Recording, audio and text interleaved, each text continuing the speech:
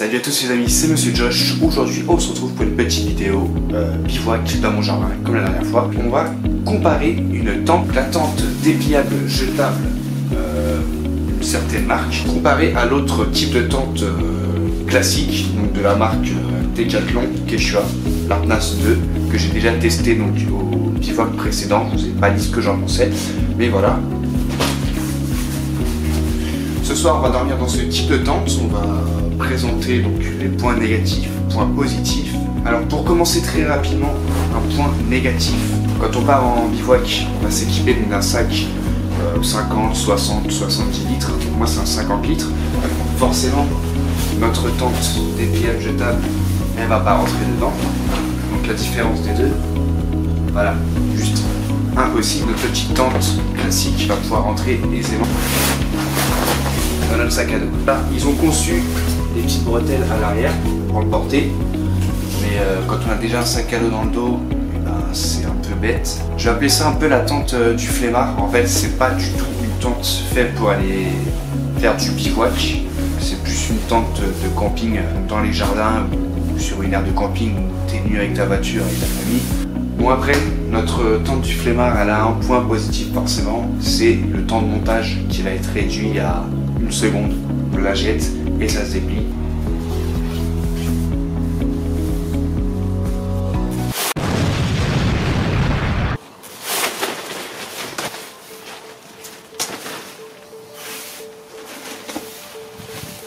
Vous pouvez voir que c'est quand même assez spacieux. Hop, on va rentrer. On a facile la place pour 2 personnes, voire 3 si on se sert bien. Donc on va préparer nos affaires pour dormir ce soir et puis c'est parti.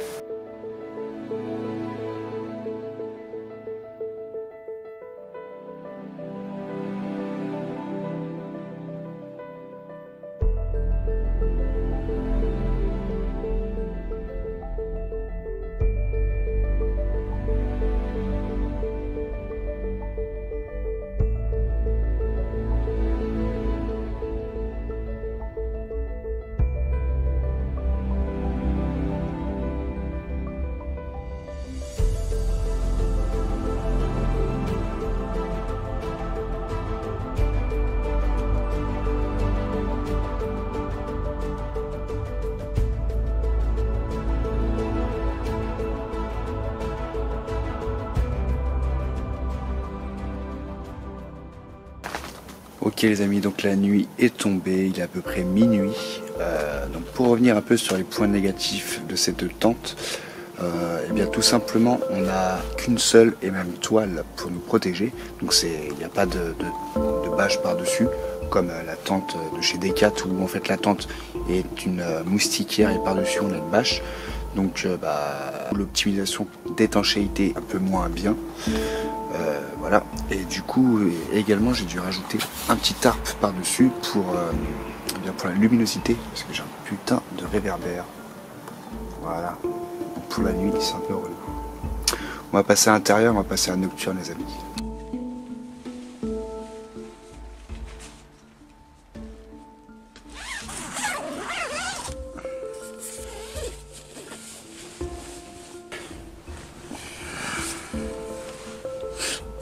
Là, on est bien.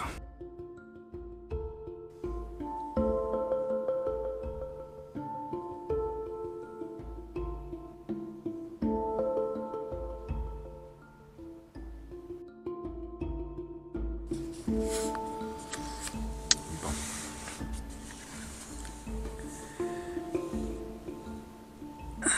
3 heures du mat.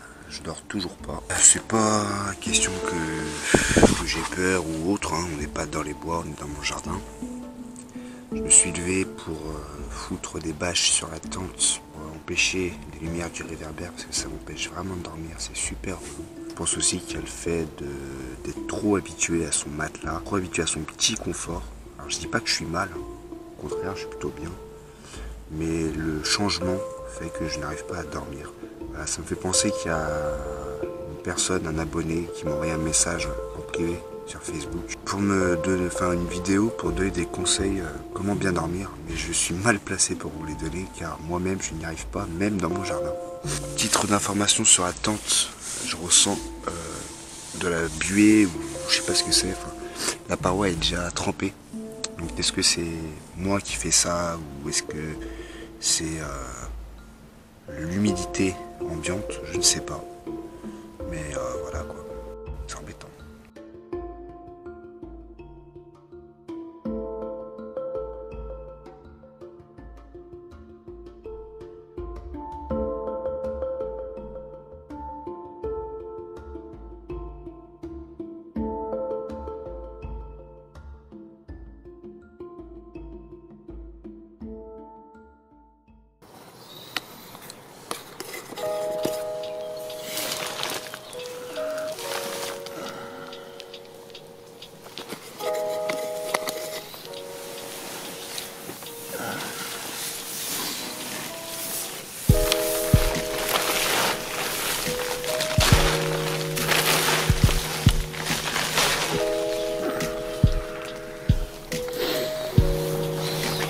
Du réveil, il fait très froid.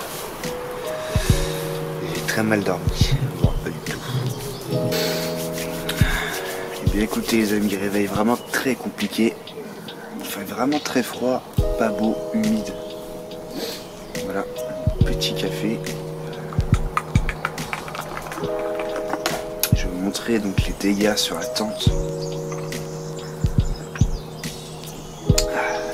On a de la flotte. Le toit, tout là c'est imbibé d'eau. Voilà, toutes les parois sont trempées. Donc voilà. Après cette dure nuit, on va maintenant passer au rangement de la tente. Vous allez voir un peu comment ça se passe. C'est pas compliqué.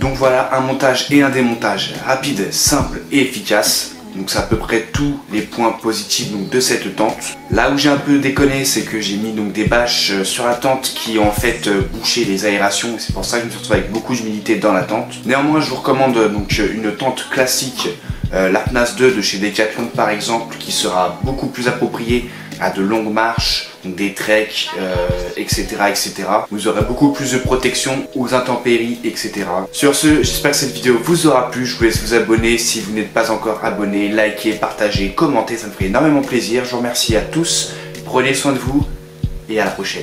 Ciao.